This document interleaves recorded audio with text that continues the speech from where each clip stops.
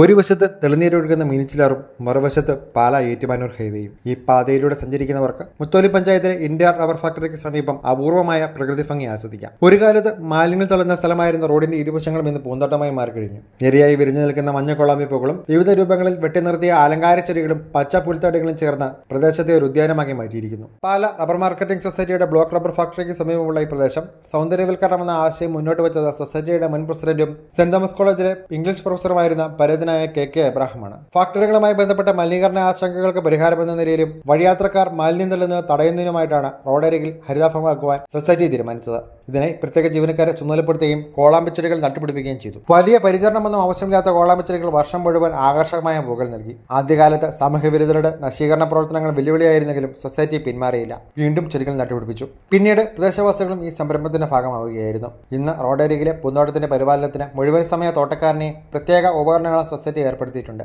സൗന്ദര്യവൽക്കരണ പ്രവർത്തനങ്ങളിൽ സമീപവാസികളുടെ സഹകരണവും ശ്രദ്ധേയമാണ്.